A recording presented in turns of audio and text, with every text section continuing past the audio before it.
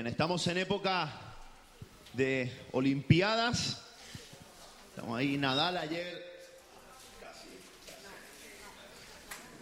Estamos en época de Olimpiadas y ¿sabes qué? Me gusta, realmente es algo bonito, ¿no? Ver la competición de diferentes países en diferentes prácticas deportivas y pensaba en esta época que es una época donde los hombres reciben gloria, ¿eh? Una época donde tú ves allí, si te gusta un poco el deporte, Michael Phelps allí superando récords, Bolt que se quiere retirar y hay nombres que en eventos como estos marcan la historia. Hay gente que en estos días está dejando su nombre escrito en la historia para siempre y siempre se recordarán ciertos nombres porque han recibido cierta gloria, ¿eh? Porque en esta vida, en este mundo, han conseguido un logro que es reconocido por el mundo entero y eso está muy bien. Pero también pensaba que en la historia hay muchas personas, muchos nombres, mucha gente que tiene su importancia y que sus nombres no serán tan conocidos. En la historia siempre hay personajes primarios y siempre hay personajes secundarios, como en cualquier obra de teatro, actores principales y segundos actores. Y pensando en esto, en las Olimpiadas hay algunos casos que son interesantes si te gusta un poco el tema investigar. Una de ellas es una nadadora, su nombre es Misra. Ella fue, en el 2015, huyeron de Siria, de los campamentos en una barca con 20 personas. El motor de la barca fue destruido y ella y su hermana, que desde los 3 años habían estado entrenando natación, durante 3 horas estuvieron nadando y salvaron la vida de 20 personas en medio del mar. Llegaron a las costas de Grecia y esta chica ha sido tomada por el equipo olímpico de las Olimpiadas con una beca y hoy está compitiendo a un nivel internacional y mundial. Y eso está bien, pero un día su nombre fue escrito porque en medio del mar, donde nadie le veía, salvó la vida de 20 personas.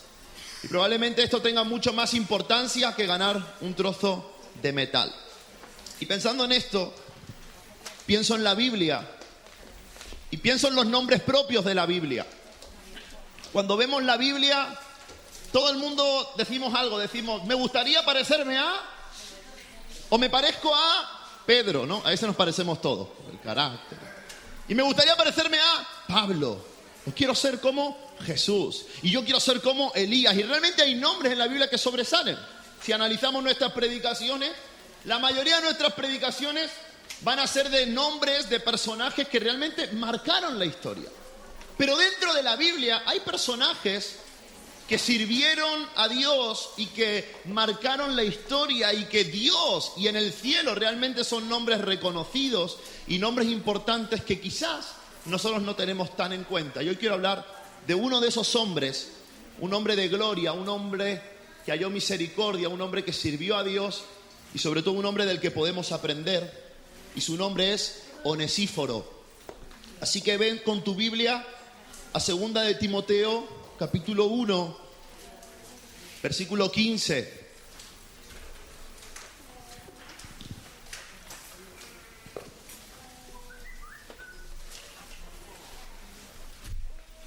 Dice la palabra, ya sabes esto, que me abandonaron todos los que están en Asia, de los cuales son Figelo y Hermógenes. Tenga el Señor misericordia de la casa de Onesíforo, porque muchas veces me confortó y no se avergonzó de mis cadenas, sino que cuando estuvo en Roma me buscó solícitamente y me halló. Concédale el Señor que halle misericordia cerca del Señor en aquel día, y cuánto nos ayudó en Éfeso, tú lo sabes mejor. Señor, te damos gracias por tu palabra. Te damos gracias, Señor, porque tú eres un Dios de gloria, Señor. Tú eres un Dios que recompensa el trabajo de aquellos que quizás no son nombrados por el mundo, pero que te sirven con amor, que trabajan para tu causa, que viven para tu reino. Sabemos, Señor, que tú no eres injusto para olvidar la obra de amor hecha por tus santos, hecha por tu iglesia. Por eso hoy te damos gracias por tantos hombres y mujeres en esta congregación que te sirven, que te aman y que quizás no reciben la gloria de los hombres, pero sabemos que sus nombres están inscritos en el libro de la vida. Y tú, Señor, reconoces a aquellos que te sirven y que te aman con un corazón dispuesto. Señor, pedimos que tú bendigas esta palabra y que tu Espíritu Santo pueda hablar a nuestros corazones. En el nombre de Jesús. Amén. Amén. Quiero decirte que en la iglesia del Señor estamos necesitados de onesíforos. Necesitamos de personas como Onesíforo. Y seguramente tú te estarás preguntando un montón de cosas, porque casi lo único que sabrás de Onesíforo es el nombre, y algunos lo han conocido hoy. Pero no pasa nada. Este hombre, que era un amigo, colaborador de Pablo, no aparece muchas veces en la Biblia. De hecho, aquí y al final de esta misma carta en Timoteo, Pablo hace referencia a él. Pero hoy en la iglesia necesitamos de personas como Onesíforo. Esta carta la escribe Pablo y para mí tiene mucha importancia porque es la última carta que escribe. La escribe preso en Roma, probablemente encadenado a un soldado romano, custodiado no como la primera vez que fue encerrado en un arresto domiciliario, sino ahora en una cárcel fría, en una cárcel dura. Él está allí encerrado, está viejo, le quedan pocas fuerzas, está viendo cómo su hora está llegando, su recompensa está cerca, y él decide escribir una carta. Y él escribe esa carta a Timoteo, su hijo amado. Y en esta carta Pablo expresa tantas cosas que son importantes. Hay veces que me pregunto, ¿cuáles serán las últimas palabras que diré antes de morir? ¿Cuál será mi último discurso? ¿Cuáles serán mis últimos anhelos, mis últimos consejos a la gente que tengo cerca? Bueno, aquí tenemos algunas de las cosas que marcan la vida de Pablo. Algunas de las cosas que en este momento difícil están siendo de ánimo y de ayuda para la vida de Pablo. Por lo tanto, tenemos que estar atentos y tenemos que prestar bien atención a cada versículo de esta carta porque cobra un montón de importancia. ¿Sabes qué? Algo que le pasa a Pablo en el último tiempo de su vida es que todos lo han abandonado. Allí en el versículo 15 hemos leído: me abandonaron todos los que están en Asia. Aquellos que decían ser seguidores de él, aquellos que muchos se habían convertido en sus colaboradores, muchos habían testificado de él, le habían abandonado. Y allí dice: de los cuales son Figelo y Hermógenes. Tampoco sabemos mucho de ellos. Probablemente ellos encabezaron un grupo de personas que huyó, porque sabes que estar con Pablo era peligroso. Estar del lado de Pablo en medio de la persecución que Roma estaba haciendo a los cristianos era muy peligroso. Era exponerte al calabozo, era exponerte a la muerte. De hecho, Pablo necesitaba a testigos, a personas que dieran testimonio de él frente a las autoridades romanas, y ninguno estuvo a su lado. Todos lo abandonan. Y quiero que piensen en un momento en la situación que se encuentra Pablo. Pablo ha desgastado su vida, ha desgastado su tiempo, sus fuerzas en predicar el evangelio, en plantar iglesias.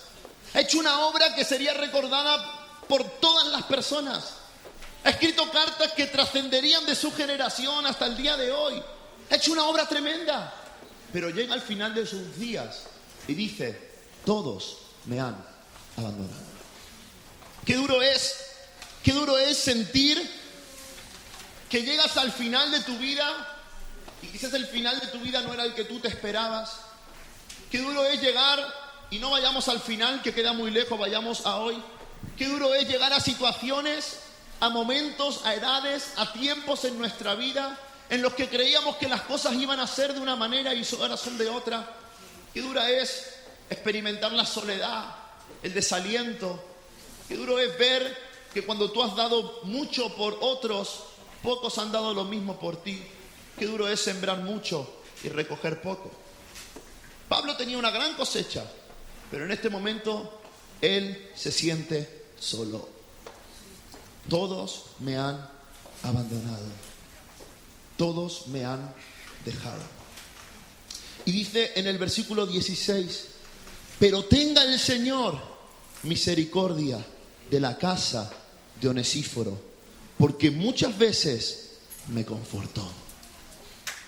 Él se ve su situación, ve su cuadro, ve su situación en la cárcel y dice: estoy solo, me han dejado. Demas lo había desamparado, amando más este mundo. Busca nombres propios ahí, no importa tanto. Él está absolutamente solo, desolado, desalentado, sin fuerzas, viejo. Dice: estoy solo, me han dejado todos, Timoteo. Pero el Señor tenga misericordia de la casa de Onesíforo.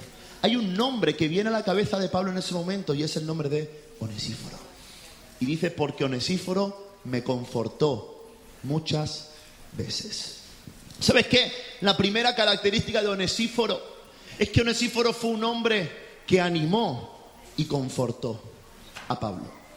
Fue un hombre que trajo refrigerio a la vida de Pablo. La palabra confortar en el griego tiene un significado literal de me dejó respirar más tranquilamente. Pablo estaba agobiado, estaba en dificultad, pero tras la llegada de Onesíforo, Onesíforo le trajo ánimo, le trajo refrigerio. ¿Y sabes qué? Cuando tú y yo nos encontramos, yo hoy quiero hablar acerca de nuestra vida de iglesia, quiero hablar acerca de nosotros, de nuestra familia. Y cuando tú y yo nos encontramos en situaciones de desaliento, de abandono, nos encontramos en situaciones que creíamos que íbamos a llegar de otra manera, en finales que no esperábamos, y parece que todos nos han abandonado y que nuestro esfuerzo ha sido en vano. El Señor, en sus planes, tiene a gente y quiere levantar a Onesíforos que se levanten para confortar y traer refrigerio a sus hermanos. Y quiero decirte que tú estás llamado y de parte de Dios en esta mañana a convertirte en un hombre, en una mujer que traiga ánimo y refrigerio a su hermano y a su hermana. Porque todo empieza por casa. Y si hablamos de cuál es nuestro ministerio, porque esto agobia a mucha gente, ¿qué es lo que tengo que hacer? ¿Para qué Dios me quiere usar? Instantáneamente pensamos en nombres con gloria, pensamos en fama humana, en plataformas, pensamos en micrófonos, pero lo primero en lo que Dios quiere usarte, quizás aún mucho más importante que en lo otro, es para que puedas ser un Onesíforo que traiga ánimo y refrigerio a alguien que tiene cerca. El Señor está buscando este tipo de hombres. Frente al abandono, frente a la traición, necesitamos del ánimo, de la ayuda de uno de nuestros hermanos. En 1 Tesalonicenses capítulo 5, versículo 11, dice: por lo cual, animaos los unos a los otros y edificaos unos a otros, como lo hacéis. Grandes hombres de Dios experimentaron esta misma sensación. David enfrenta algo que es tremendo. Su hijo Absalón, al que él amaba, lo traiciona. Se gana el corazón del pueblo. Toma el trono de David. A Aitofel, uno de los ayudantes más cercanos, uno de los amigos de David, lo toma para sí. Es una traición en toda regla. David tiene que huir con su familia, con algunos de sus soldados, con 600 hombres de guerra. Huyen, escapando por su vida. Y en el libro de Samuel dice que David sube al monte, llorando, lamentándose. Sube y está allí y se encuentra con uno y se encuentra con otro y unos le maldicen. David en sus propias carnes se enfrenta a la traición, a la soledad, al abandono de un hijo. ¿Cuántas veces nuestros hijos no cumplen con la expectativa que nosotros teníamos acerca de ellos? ¿Cuántas veces padres ven a sus hijos crecer y de repente dicen: ¿qué ha pasado? Me han dejado solo y todo lo que he hecho parece que no ha tenido ninguna consecuencia en su vida, pero ¿qué ha pasado? Entonces el desaliento llega a nuestra vida, porque experimentamos esa soledad, esa traición, ese desamparo que nos producen muchas veces las situaciones de la vida. Pero en la viña del Señor, el apóstol Pablo dice: animaos los unos a los otros. El escritor de los Hebreos dice: animaos los unos a los otros, más cuanto veis que aquel día está cercano. Hermano y hermana, estás en un lugar, en esa banca, estás en un lugar en el ministerio, en la iglesia, para traer ánimo y refrigerio a las personas que están cerca tuyo, para ser un instrumento usado por Dios, para sacar a un hermano de la sombra de la tradición, para sacar y ayudar a alguien de la tristeza que trae el desamparo y poder confortar corazones y vidas. Estás llamado a ser un portador de ánimo. De hecho, el nombre de Onesíforo significa portador de beneficios. Y Onesíforo hace honra a su propio nombre, porque Onesíforo deja su casa, deja su ciudad, con el único objetivo de confortar y animar al apóstol Pablo. Jesús, cuando le habló a los suyos, en Juan capítulo 15 les dice: yo no os llamaré más siervos, sino que os llamaré amigos. Y no hay mayor amor que este, que uno ponga su vida por sus amigos. ¿Y sabes qué? En la vida de la iglesia nos llamamos hermanos en Cristo, que es cierto y está bien. Somos hermanos en Cristo. Pero el Señor Jesús a los suyos los llamó amigos. Y hay un ambiente, hay un espacio en el que tú y yo somos confortados. Y probablemente hay un ambiente en el que tú y yo necesitamos sentir refrigerio y necesitamos sentir una bocanada de aire fresco. Y es en el ambiente, en el marco de la amistad. El libro de Proverbios dice que hay amigos más unidos que un hermano. Y que en todo tiempo ames al amigo, porque es como un hermano en el tiempo de la angustia. La palabra amigo en el hebreo es uno que ama. Un amigo es uno que ama. ¿Y sabes qué? Somos hermanos en Cristo, miembros de la familia de Dios. Pero para poder cumplir con este don, con este ministerio como el de Onesíforo, para traer confort a la vida de mi hermano, para traer restauración, refrigerio. Quizás está en el ministerio y está en un momento de agobio, de cansancio. Capaz estás en un equipo de trabajo y hay tensión, hay desgano. Hermano y hermana, estás llamada a traer refrigerio. Y el refrigerio llega ligado con la amistad. Y quiero decirte que el Señor quiere que seamos hermanos, pero que seamos amigos en Cristo. ¿Sabes qué? Es difícil encontrar amigos. Y un amigo en la carne es algo muy complicado y de mucho riesgo. Es una relación de alto riesgo. Pero cuando hay amigos unidos en Cristo, entonces nuestra alma puede recibir refrigerio. Quizás tú te has estado quejando de esto. Quizás has estado pensando esto en esta semana y has dicho: parece que estoy solo y parece que nadie me entiende. Pero quiero decirte que el Señor ha puesto cerca tuyo gente para que sean tus amigos, tus amigas, y puedan traerte ánimo y refrigerio en medio de tus situaciones difíciles. Hay más de un Onesíforo dando vuelta por aquí y todavía no lo sabe. Qué importante es en el cuerpo de Cristo, en la iglesia, poder tener esta actitud de compañerismo. ¿Sabes qué? Pueden preguntarla de mi mujer, yo soy un apasionado de la iglesia. O sea, me encanta leer libros, informarme acerca de la iglesia, acerca de cómo es la iglesia del Señor y ver estrategias y ver maneras, y a veces me rayo mucho con esto, pero estoy allí siempre intentando investigar y mejorar, y siempre ando allí intentando buscar recursos. Pero ¿sabes qué? Una iglesia crece, una iglesia es firme, una iglesia se sustenta cuando hay una base de relaciones saludables, cuando hay compañerismo, cuando hay amor fraternal, cuando uno cuida del otro, cuando hay un amor por encima de mí mismo, que es el amor a mi prójimo. Entonces esa iglesia crece. ¿Y sabes qué quiero? Bueno, da un aplauso si quieres. Amén. Amén.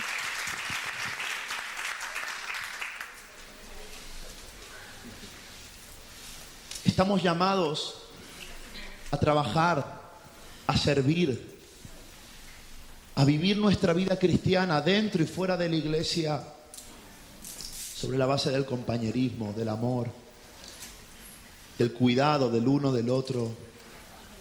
Probablemente en este mismo instante el Señor pone gente en tu corazón a la que hoy tienes que abrazar, a la que hoy tienes que pedir perdón, o con la que hoy simplemente tienes que quedar esta tarde para tomar un café y conversar. Porque en la amistad y en el compañerismo encontramos refrigerio para nuestro corazón. Fíjate que la situación de Jesús, en la que Él está más triste, es en el huerto de Getsemaní. Y justamente en ese huerto, donde dice la Biblia que su alma está triste hasta la muerte, es cierto que está cercano al momento cúspide de su vida, está cercano a la muerte, Él sabe lo que va a venir, pero los que Él lleva consigo lo abandonan. Lo abandonan primero en la actitud, porque Jesús le dice, orad para que no entréis en tentación, y ellos duermen. Pero la Biblia dice un poquito más adelante en el libro de Marcos, que cuando arrestaron a Jesús, todos sus discípulos huyeron.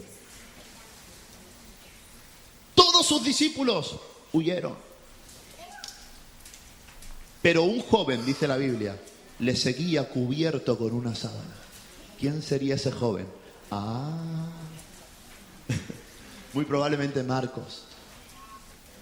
Pero qué fuerte, Jesús mismo, el Hijo de Dios, el Mesías que le seguían las multitudes, experimenta el abandono, la soledad, lo mismo que está sintiendo Pablo. Experimenta cómo de repente no hay nadie a su lado, pero él puede decir, Dios está conmigo, Dios está por mí. También tengo que decirte que si estás en una celda o con cadenas, si estás en una situación de desesperación o de dolor o de soledad y parece que todos te han abandonado y que el final que estás viviendo hoy no es lo que tú esperabas, que tu juventud no es lo que tú esperabas o tu vejez no es lo que tú esperabas, quiero decirte que el Señor está contigo. Pablo dice en el final de su segunda carta, todos, en mi primera defensa ninguno estuvo a mi lado, pero el Señor estuvo conmigo y me dio fuerzas para que por mí fuese cumplida la predicación y que todos los gentiles oyesen, y así fui librado de la boca del león. Dios estará contigo, pero también pone gente cerca para que traiga ánimo y refrigerio. Y quizás esa gente seas tú. ¿Cuántos dicen yo? Amén. Amén. Mira, hemos dicho una sola cosa de Onesíforo. Parece que la Biblia no decía nada y ahora tenemos aquí un montón de cosas para hablar. Dice versículo 16: tenga el Señor misericordia de la casa de Onesíforo, porque muchas veces me confortó y no se avergonzó de mis cadenas. Hay algo más que el apóstol Pablo dice y recuerda de Onesíforo, es, él no tuvo vergüenza de mis cadenas. Y Pablo en esta carta está muy interesado en este primer capítulo en apuntar esto de la vergüenza, ¿no? Fíjate, si tú te vas un poquito más atrás, en el versículo 8, Pablo le dice a Timoteo, no te avergüences de dar testimonio de nuestro Señor, ni de mí, preso suyo, si no participa de las aflicciones por el Evangelio, según el poder de Dios. El versículo 12 dice, por lo cual asimismo padezco esto, pero no me avergüenzo, porque yo sé a quién he creído, y estoy seguro que es poderoso para guardar mi depósito para aquel día. Y el 16 dice, y él no se avergonzó de mis cadenas. La segunda característica que Pablo remarca de Onesíforo, aparte de que fue un hombre que trajo refrigerio, que trajo ánimo a su vida, que lo necesitaba, probablemente necesitamos ánimo y a veces una palmadita en la espalda viene bien también. Lo segundo que Pablo dice es, él no se avergonzó de mí, no se avergonzó de mis cadenas, de mi situación, no tuvo vergüenza de mí. Y lo que está haciendo referencia a Pablo es que en ese momento todos aquellos que deberían estar allí al pie del cañón habían huido.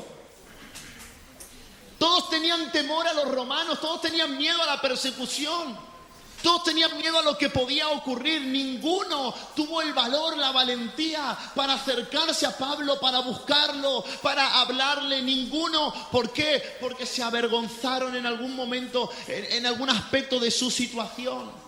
Tenían miedo, tenía temor. Los propios discípulos, cuando Jesús había resucitado, dice la Biblia que se encerraron por temor a los judíos. Y hay veces que parece que la iglesia, en el momento que estamos llamados a salir, que estamos llamados a aportar ánimo, a aportar esperanza, que estamos llamados a confortar a un hermano, a animar a una hermana, que estamos llamados a poder ser de una plataforma de bendición para una vida, hay veces que en esos momentos son los momentos que más nos retraemos, que más nos echamos para atrás. Ay no, ¿qué puede pasar? ¿Qué va a ocurrir? Onesíforo es un hombre que no se avergüenza de Pablo. Dice allí: sino que cuando estuvo en Roma, me buscó solícitamente y me halló. ¿Dónde vivía Onesíforo? En Éfeso. Ciudad, iglesia en la que él servía. Dice que allí prestó muchos servicios. Y Onesíforo, cuando se entera que Pablo está encarcelado, él dice: yo voy a ir a Roma a ver a Pablo. Él toma una decisión. Dice: voy a ir y voy a animarle, voy a ir a estar con él. Voy a ir. No me voy a quedar encerrado, no voy a quedarme simplemente orando por Pablo, que es una parte orar, está bien, pero yo voy a ir, yo puedo hacer algo por su vida, yo puedo hacer algo por su situación, por la persona que tanto me ha dado, que tanto ha hecho por mí, voy a ir. Y Onesíforo deja su casa, deja su familia, va a Roma y comienza a buscarlo. ¿Por qué comienza a buscarlo? Bueno, probablemente, y aquí hay mucha discusión, porque Onesíforo no es un ciudadano romano, no sabe bien dónde está arrestado. Luego porque buscar a un hombre que es prisionero en medio del Imperio Romano era muy peligroso, pero Onesíforo comienza a buscarlo. Oye, ¿dónde está Pablo? Probablemente de manera encubierta, con riesgo de ser expuesto a la muerte, con riesgo de caer prisionero, comienza a buscarlo. Solícito en buscar a Pablo. De una u otra manera, él estaba interesado y él sabía que podía hacer algo por la vida de Pablo. Quiero decirte que es importante para contribuir a la obra del Señor, para que su iglesia avance y para poder ayudar a otros en momentos de soledad, de desamparo. Es importante que tú y yo no nos avergoncemos. La Biblia dice: el que creyere en mí no será avergonzado. Y del mismo modo Jesús dijo: si alguien se avergüenza de mí delante de los hombres, yo me avergonzaré de él delante de mi Padre que está en los cielos. Y en Pablo hay un deseo: oye, no te avergüences. No te avergüences de dar testimonio, no te avergüences de hablar, aunque hablar lleve al escarnio, aunque hablar te lleve a no ser aceptado, aunque hablar te lleve a poder ser preso, no te avergüences. Habla, no calles. Pablo decía: yo no me avergüenzo del Evangelio. Hermano, tú y yo traemos ánimo, traemos refrigerio a la vida de otros cuando en nosotros no hay vergüenza por hacer la obra de Dios. Cuando tú y yo entendemos lo que somos y lo que podemos hacer. En esta semana leí una historia acerca de un hombre que en Estados Unidos iba caminando por la calle. Él tenía 58 años y de repente se para en una cafetería. Su profesión era ser profesor de parvulitos. Se para en una cafetería, ve la cafetería y ve una serie de carteles. Y en esos carteles, una imagen al menos peculiar. Se acerca, ve otra vez la imagen, los carteles, dice: esto a mí me suena. Entonces entra a la cafetería, habla con la camarera y le dice: oye, y la camarera le mira y dice: ¿eres tú? ¿Yo? ¿Eres tú? El de la foto, ¿eres tú?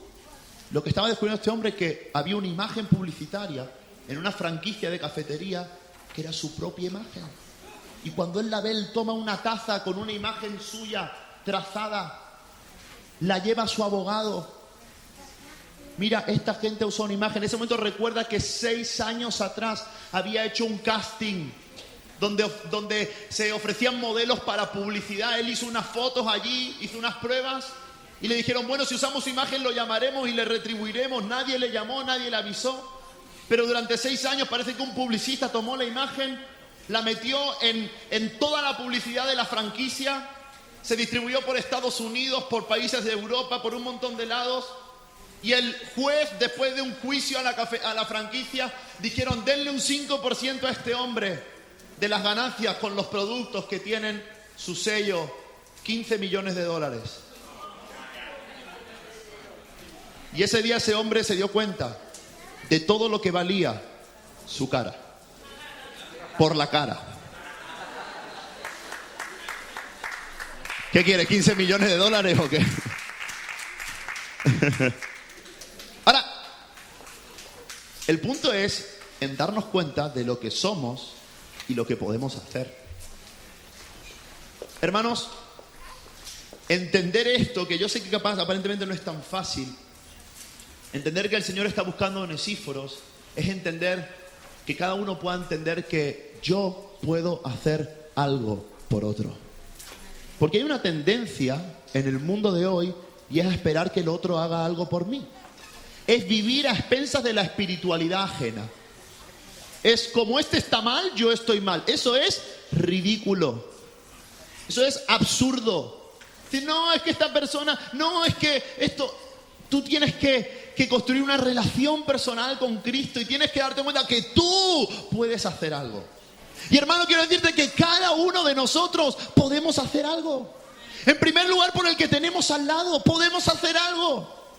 Podemos hacer algo, podemos buscar a esa persona, podemos ayudarle con solicitud, podemos buscar intensamente a alguien para que reciba de parte nuestra algo de parte de Dios. La Biblia dice que somos instrumentos para su gloria y si tú te dejas usar por Dios, entonces Dios podrá alentar, fortalecer, animar a muchas de las personas que te rodean. Pero tienes que entender que eres alguien y que puedes hacer algo. Eres un hijo de Dios y puedes hacer algo. A mí me gusta orar por la gente, ¿no? Pero sobre todo cuando voy afuera, es algo que a veces espero o evito. ¿Por qué? Porque orar por la gente es bueno, pero hay gente que vive de las oraciones ajenas y eso tampoco. Pastor, ora por mí. Está bien, oramos por ti, pero tú tienes que orar por ti. Y a veces le digo, cuando estoy más enérgico y con más fe, le digo, no voy a orar por ti hasta que tú no ores por ti. ¿No? Claro, porque tú puedes hacer algo. Y tenemos que ser solícitos. ¿Sabes qué? Estás viviendo una situación difícil. Estás viviendo allí en cadena. Tienes una situación que parece que no sale. Estás viviendo un final que no es feliz. Algo que no esperabas. Entonces, hermano, déjame decirte, tú puedes hacer algo. Y tienes que entender que estás lleno del Señor, lleno de su Espíritu para poder hacer algo en medio de nuestras situaciones. Y gracias a Dios que Él pone gente cerca nuestro que puede hacer algo también por nosotros. Y eso es lo maravilloso de la iglesia. De tener una familia, de tener un lugar donde caer, de tener unas manos que me sostienen. Eso es lo maravilloso de ser parte del cuerpo de Cristo. ¿Sabes qué? Hubo algo que estuvo en Onesíforo, que no estuvo en ninguno de los otros que lo abandonaron, y eso fue fidelidad. Onesíforo fue un hombre fiel, leal. Pablo dice, todos me han abandonado. Si le han abandonado, ¿qué significa? Que son desleales. La deslealtad. Pablo luego en el capítulo 3 dice, porque el hombre de los postreros tiempos es desleal, es amador de sí mismo. Habrá hombres amadores de sí mismos, avaros, vanagloriosos, soberbios, sin afectos natural, traidores, infatuados. El hombre de este tiempo es desleal, es egoísta, es avaro, mira por sí y luego por sí también. Pero el hombre de Dios es un hombre fiel. Y es un hombre fiel primeramente a Dios, pero fiel también a los suyos. ¿Sabes que nuestra relación con Dios es una relación vertical y horizontal? La Biblia dice, si tú dices que amas a Dios, es que amas a tu hermano. Si tú dices que eres fiel a Dios, también estás siendo fiel a tus hermanos. Y estamos llamados a ser hombres fieles como Onesíforo. Que aún en los momentos de más riesgo, de más temor, podamos poner la cara. Podemos decir, aquí estoy yo. Hermano, hay una situación difícil, pero mira, aquí estoy. No me voy a arrugar, no me voy a chantar. Ya basta de ser cristianos cobardes. Ya basta de ser cristianos que ante las situaciones difíciles se arrugan. ¡Ah, estoy mal! No, ya basta de eso. Es momento de decir, ok, yo puedo estar pasando un momento difícil, pero yo tengo al Señor, tengo una familia, tengo una iglesia. Entonces yo voy a entender que estoy aquí parado, y si estoy aquí parado, el Señor está conmigo. Yo puedo estar firme. Yo puedo mantenerme fiel. Yo puedo perseverar. La palabra fidelidad es digno de confianza.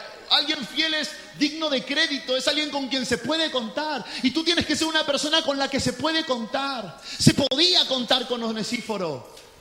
Podías tener en cuenta a este hombre que no lo recuerda mucha gente, pero Pablo dice, con este puedo contar. Y hermanos, sé de esos con los que se puede contar. Capaz no tengo un don sobrenatural, y capaz no hablo súper bien, y capaz no sé bailar como bailan las chicas, pero soy útil para el Señor. Samuel decía el otro día, no sé si lo nombró, pero David Wilkerson dice, si todavía no ha sido utilizado por Dios, es porque realmente no ha sido utilizable para Dios. Y es así. Sé alguien con que Dios y tu iglesia pueda contar. ¿Cuántos pueden decir, Señor, cuenta conmigo? Yo voy a serte fiel. Curiosamente, yo no sé si es a propósito o no, en el capítulo 2, que allí no había capítulos porque Pablo está escribiendo allí, dice, lo que has oído de mí encarga a hombres fieles. Onesíforo aquí, en la cabeza. No se lo puede quitar Pablo. Quiero hombres fieles. Busca gente fiel. Lo dice idóneos también, pero busca gente fiel. Hermano, sé fiel en lo poco. Buen siervo fiel. Si algo Dios está buscando es gente leal, gente con la que se pueda contar, gente que le diga, Señor, úsame. Y ahí está el cristiano de muchos años que dice, Señor, mira lo que estás usando, que todavía está por pulir, que no está hecho, vale, pero es que es lo que tengo, entonces lo uso. Porque el Señor usa gente fiel, gente que es con la que se puede contar. Sé como Onesíforo, sé alguien con quien se puede contar, alguien fiel. Libro de Proverbios capítulo 13, versículo 17 dice, el mensajero no confiable cae en problemas, pero el mensajero fiel trae alivio. Qué bueno es encontrar mensajeros fieles. Capaz no somos muy rápidos, ni muy diestros, pero somos fieles. Y eso trae alivio. Eso trae refrigerio. Tito capítulo 2, versículo 10 dice, no defraudando, sino mostrándose fieles en todo, para que en todo adornen la doctrina de Dios, nuestro Salvador. Fieles, ¿dónde tienes que ser fiel? Hermano, tienes que ser fiel en todo. Si eres fiel a Dios, tienes que ser fiel en tu matrimonio, tienes que ser fiel en tu hogar, en tu trabajo, para que en todo sea adornada la doctrina de Dios nuestro Señor. Dios está buscando gente fiel. Y hay ejemplos de segundones con fidelidad en la Biblia.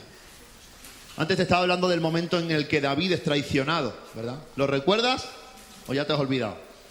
Así hace 20 minutos, no hace tanto. David es traicionado por Absalón y tiene que huir.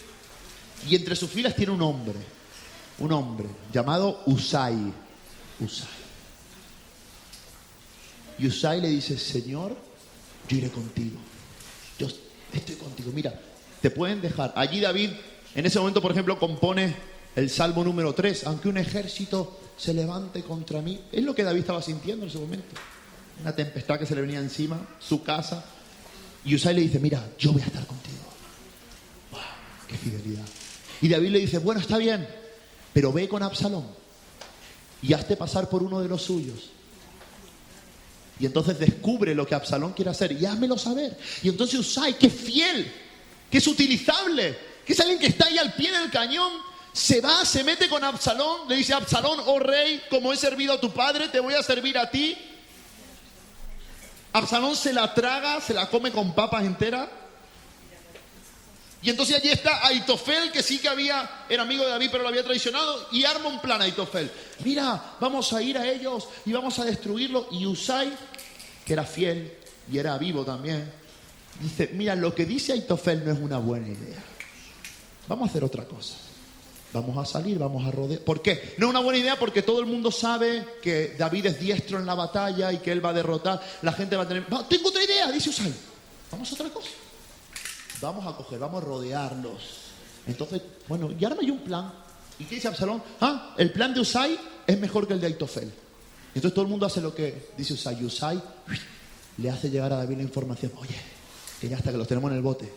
Que van a hacer lo que nosotros digamos. Que van a estar por aquí y por allá. Entonces allí se gesta la vuelta del reinado a David. Se gesta un tiempo de restauración, un tiempo nuevo. Se gesta un tiempo de refrigerio para David. Porque hubo un hombre fiel, que no es recordado por muchos. pero que fue utilizado por Dios para destruir los planes de Absalón y las ideas de Aitofel, que decidió suicidarse cuando vio que no le hicieron caso. Fíjate. Tú lees la historia, yo te la resumo. Hermano, Dios está buscando gente fiel. Y me gusta de las palabras que Pablo dice de Onesíforo, porque dice, no se avergonzó de mis cadenas. No se avergonzó de mis cadenas. ¿Cuántos de nosotros llevamos cadenas? ¿Cuántos de nosotros vivimos encadenados a situaciones? Vivimos con carga. Y hermano, tú estás llamado como Onesíforo a no avergonzarte y ayudar al otro a llevar sus cadenas. Mira, quizás hay alguien que está pasando una situación difícil. Bueno, yo puedo hacer algo. Yo puedo ayudarle a llevar su carga. Gálatas capítulo 2, de las primeras cartas capítulo 6, de las primeras cartas de Pablo. Dice, ayúdense a llevar los unos las cargas de los otros y obedezcan de esta manera la ley de Cristo. Fíjate lo que dice aquí. Si te crees demasiado importante para ayudar a alguien, solo te engañas a ti mismo. No eres tan importante. Es otra versión. Hermano, tú y yo estamos llamados a llevar las cargas de los otros. Y luego dice que cada uno lleve su propia carga también, ¿es verdad? Pero estamos llamados a ayudar, a echar una mano. No somos tan importantes como para creernos exentos de las circunstancias de otro. Somos una familia, somos un cuerpo, somos amigos unidos en Cristo Jesús para uno llevar las cargas de los otros. Y probablemente hoy, en esta mañana, tengas que acercarte a una persona y le tengas que decir, oye, mira, voy a ayudar a llevar tu carga. Yo capaz no tengo la solución, porque no tenemos la solución de todo. Creer que yo voy a solucionar la vida de todo el mundo es equivocarse, pero todos podemos ayudar a llevar el peso. Y entre dos, el peso es más ligero. Y entre 100, ni te cuento ya. Vamos, no pesa nada.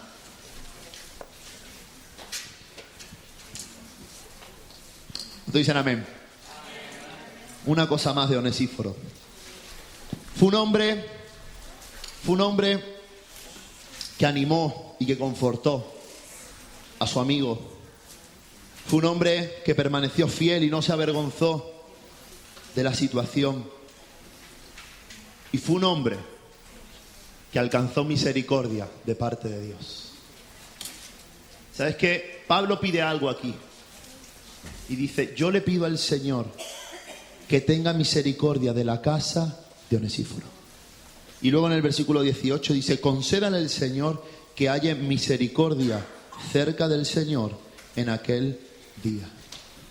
Quiero decirte que ser como Onesíforo tiene consecuencias inmediatas y consecuencias eternas.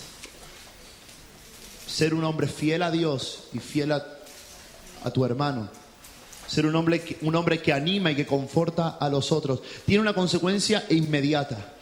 Es que Dios tiene misericordia de tu casa. Y quiero decirte que cuando uno se dispone a ser un instrumento en las manos del Señor, el Señor cuida nuestra casa. Porque a veces el pretexto para no ayudar a otros es mi casa. El pretexto para no animar a otros es mi casa, es mi situación. Pero ¿cómo yo voy? ¿Tú me has visto a mí cómo estoy? La cara que yo tengo de alpargata. ¿Cómo yo voy a ir a...? Y a veces, y son situaciones totalmente justas, o sea, son reales, pero cuando tú te encargas de animar a otros, de confortar, de alentar a otros, entonces el Señor tiene misericordia de tu casa, de los tuyos. Yo y mi casa serviremos al Señor. Qué bueno es saber que cuando yo sirvo a Dios y cuando yo sirvo a la gente, Dios cuida de los míos. Aunque yo no lo entienda, aunque yo no lo comprenda, el Señor tendrá misericordia de mi casa. Y el Señor, sobre todo, tendrá misericordia de mí en aquel día. Porque ser un instrumento de honra para el Señor tiene consecuencias eternas. Tiene consecuencias inmediatas. Fíjate, Jesús lo dijo de otra manera. Jesús dijo en Mateo 8, si no me equivoco, y en otras partes. Dice, cualquiera que deje casa, padre, madre, hermano, hermana, por mi causa, yo le daré 100 veces más qué buena esta promesa. 100 veces más. Ahí tienes. En esta vida y en la venidera.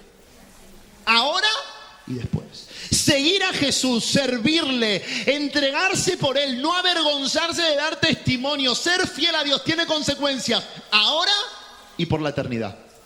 Y yo sé que cuando yo en mi corazón decido animar, confortar a otros, quizás no menospreciar, no juzgar, no atacar, sino poder ayudar y colaborar a llevar al otro su carga. Cuando decido ser fiel, sé que Dios tiene misericordia de mí ahora, hace algo ahora en mi situación, pero también tiene una recompensa eterna para mí. Ahora y eternamente. Jesús, para ejemplificar esto, usa una parábola, ¿no? A un hombre le da talentos. 1, 2, 5. El de 5 consigue 10. El de 2 consigue 4. El de 1, naranja, nada. Entonces, ¿qué dice el Señor? Dice, buen siervo fiel. Buen siervo fiel. Sobre poco has sido fiel, sobre mucho te pondré. Entra en el gozo de tu Señor. Servir a Dios. Seguirle, ser un instrumento para su gloria, ser fiel al Señor, tiene consecuencias eternas. Tiene consecuencias que trascienden nuestra realidad de ahora. Y uno no tiene que olvidar que cuando hace algo por Dios es algo que perdura y que trasciende a lo eterno. Si tú pones tu mirada solo en lo temporal, entonces te cansarás. Entonces rápidamente desertarás, abandonarás. Pero cuando tú amas a Dios, amas a tu hermano, eres fiel a Dios, eres fiel a tu hermano, llevas la carga tuya, llevas la carga del otro, porque sabes y lo haces por amor a Dios, entonces eso trasciende a lo eterno. Dios no es injusto para olvidar la obra que hemos hecho por los santos. Dios es un Dios que recompensa. Ahí en Hebreos 6:10 lo dice. Nuestro gran deseo es que sigan animando a los demás mientras tengan vida, para asegurarse de que lo que esperan se hará realidad. Entonces no se volverán torpes ni indiferentes espiritualmente. En cambio, seguirán el ejemplo de quienes gracias a su fe y perseverancia heredarán las promesas de Dios. No te vuelvas ni torpe ni indiferente espiritualmente. Sé inteligente y sirve y ama y sé fiel al Señor. Y sigue el ejemplo de aquellos que por su constancia y por su fe heredarán las promesas. No se trata de una capacidad, de un talento. Se trata de un carácter. Del carácter de Onesíforo. Del carácter de Onesíforo. Un hombre con el que se puede contar.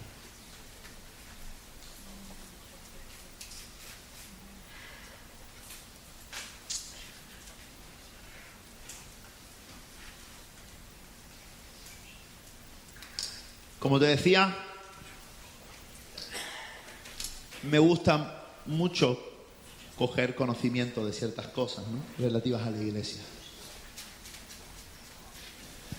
Pero lo que uno descubre es que la iglesia del Señor se hace con el trabajo, la entrega, la disposición, el amor, la fidelidad, el sacrificio de cada uno de los que somos. Y si somos capaces de vivir con estas 2 o 3 cosas que hemos dicho bien claras en nuestra mente, si somos capaces de acercarnos a alguien que necesita nuestro ánimo, nuestro aliento, si somos capaces de mostrar fidelidad en todo, entonces podemos ver el favor de Dios, la misericordia de Dios en medio de todo lo que hagamos.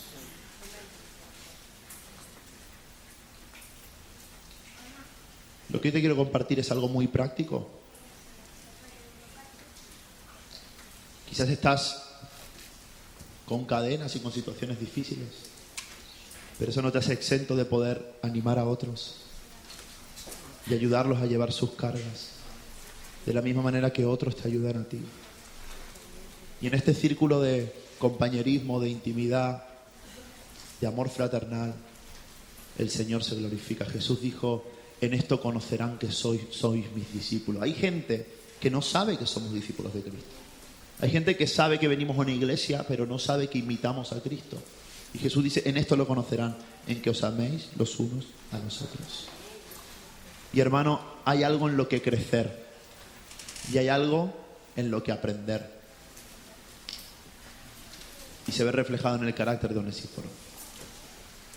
Un hombre no muy reconocido por los hombres, pero perfectamente conocido por Dios. ¿Y sabes qué?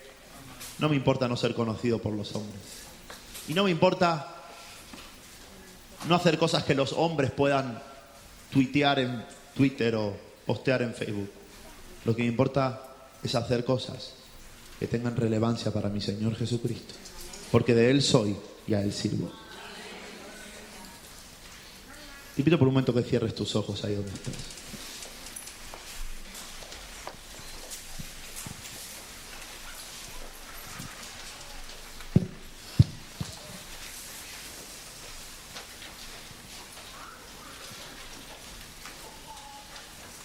Gloria a Dios.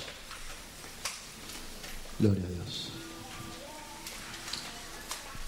En primer lugar,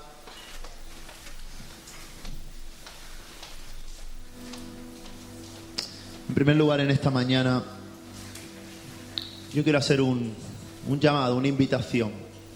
Ahí en tu lugar. A todos aquellos que, como Pablo, al final de su vida sienten el desánimo, el desaliento e incluso la soledad. Aquellos que en este tiempo quizás han dicho o han pensado: todos me han abandonado, me veo solo, he puesto mi vida por los demás, me he sacrificado, he hecho lo bueno, he servido a Dios y ahora me veo solo, sola. O quizás tienes que ver con tu casa, todo lo que he hecho, todo lo que me he sacrificado, y mira cómo me lo están devolviendo, cómo me lo están pagando. Y quizás en lo profundo del sentimiento de justicia humana que todos tenemos decimos: esto no es justo, no es justo esto que está pasando. Claro que no es justo, ni era justo para Pablo. Quizás te estás sintiendo así. Y alguna de las cosas que Pablo relata al final de sus días, de sus sentimientos, de cómo él se encuentra, tienen que ver con tu situación de hoy y con lo que hay en tu corazón. Quizás has dicho: es que no me quedan amigos. Aquel en que yo confiaba me ha traicionado. Capaz has sentido la traición de alguien cercano, el engaño. Alguien que te dijo y luego no hizo. Y eso es como una puñalada al corazón y dices: es que no puedo con esto.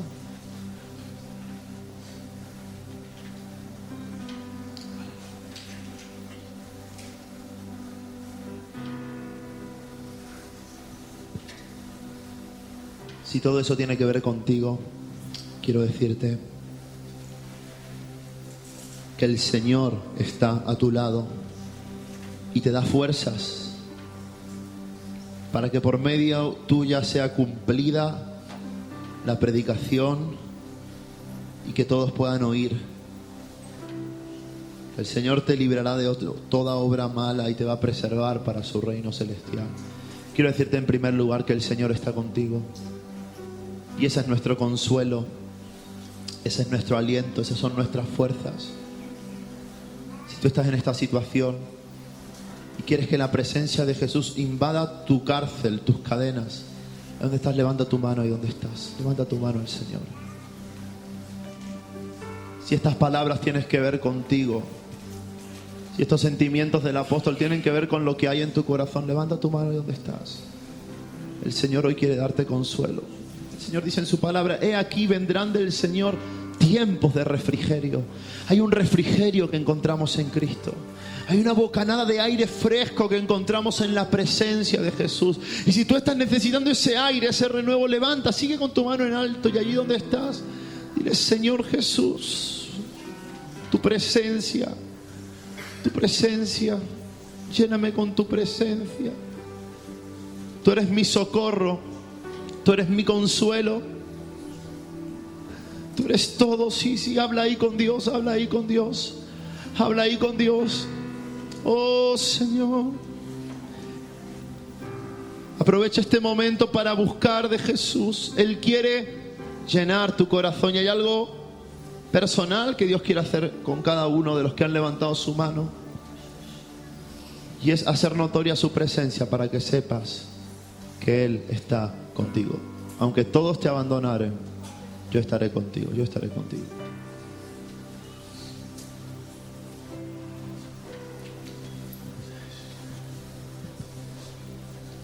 Aleluya. Temprano yo te buscaré. De madrugada yo me acercaré a ti.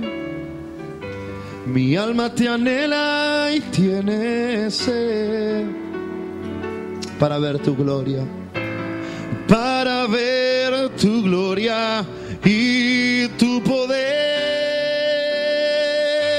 Mi socorro has sido tú. En la sombra de tus alas, en la sombra de tus alas, refúgiate en Él. Yo me gozaré, mi alma está pegada a ti, porque tu diestra, su diestra te sostiene en esta mañana. Recibe la presencia de Dios. Sostenido es la diestra, oh, tu diestra me ha sostenido. Mi socorro has sido tú. En la sombra de tus alas, la sombra de tus alas, y yo me gozaré. Mi alma está pegada a ti, y porque tu diestra, Él te sostiene con su diestra, me ha sostenido. Yo, tu diestra me ha sostenido. Dile al Señor: Señor, he venido a buscarte. He venido a buscarte.